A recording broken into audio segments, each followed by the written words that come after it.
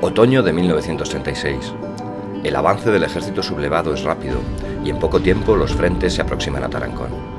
Había que actuar deprisa y la única infraestructura sanitaria existente era el Hospitalillo, fundado en los años 20 dentro de ese concepto de beneficencia caritativa que aún marca su patronato.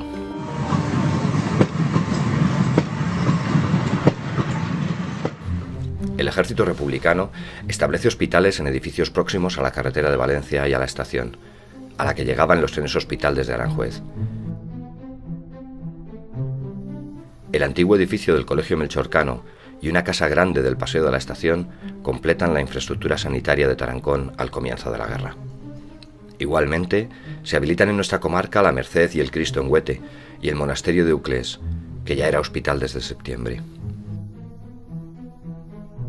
En noviembre llegan las brigadas internacionales y con ellas los comités de ayuda médica americanos e ingleses.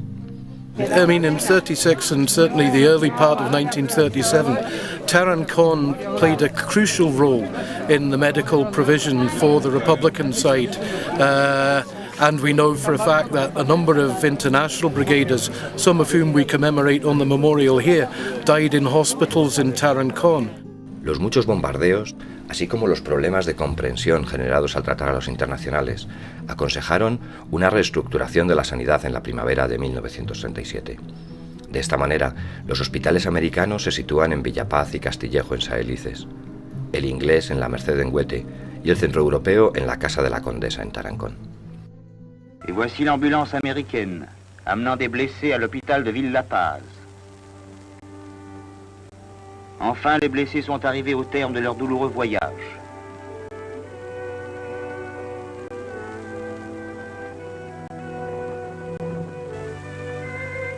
Quiero agua, agua.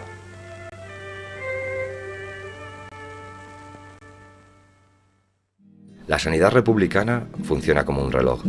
Se evacúa a los heridos directamente desde los frentes en ambulancias de hasta 24 camillas desde Brunete, en tren a Cuenca, Huete y Tarancón, y de aquí a Uclés en el caso de Teruel. Se obtienen porcentajes de recuperación de heridos que superaban el 86%, se cuidan y mejoran los edificios. En el caso de Uclés se dota al monasterio de agua corriente y se mejora sustancialmente la instalación eléctrica. Quirófanos, salas de rayos X, fruto en buena parte de la solidaridad internacional, que sponsorizaba salas de hospital, ambulancias y material. Y todo esto también al servicio de la población civil. Paradójicamente, nunca ha tenido nuestra comarca mejor asistencia sanitaria. Es el golpe de Estado y la guerra que genera lo que hace que Tarancón muestre en todo su apogeo su tan pregonada situación geográfica privilegiada.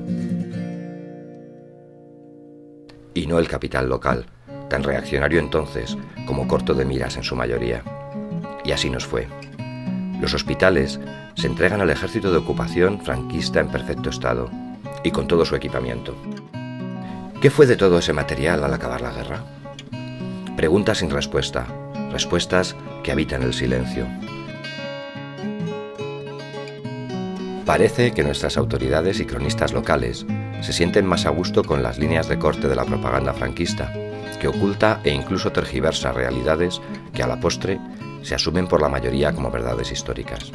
Igualmente parece suceder con la historia de nuestro hospitalillo, del que solo se suele hablar de su uso antes y después de la Guerra Civil, olvidando, por ejemplo, que el último muerto de la prisión de Uclés, Serapio Navarro Cuesta, de Casasimarro, muere aparcado en el Hospital Municipal de Tarancón en 1943, olvidando en definitiva el que es sin duda el periodo más importante de nuestra historia contemporánea.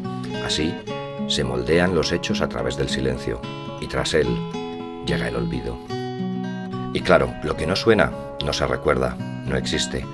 Pero sí existe una realidad histórica que es en sí innegable, como lo son Alan Craig y William Maguire, dos escoceses que murieron en los hospitales de Tarancón en 1937.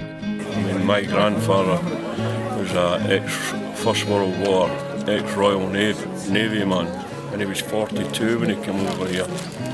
So it's quite an age to come and fight somewhere.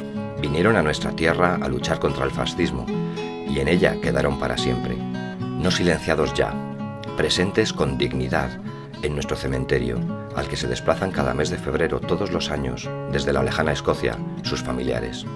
Se ha roto el silencio.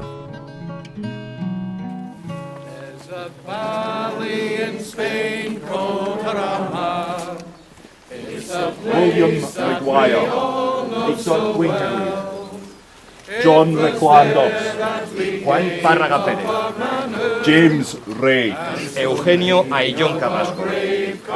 Joseph Shields, Muertos en la cárcel de Uples, Emilio Pérez Fernández, David Smith, Doroteo del Burgo Martínez, Ken Stalker, Miguel Torrero Sánchez, John Tadden, Mariano Guijarro Martínez.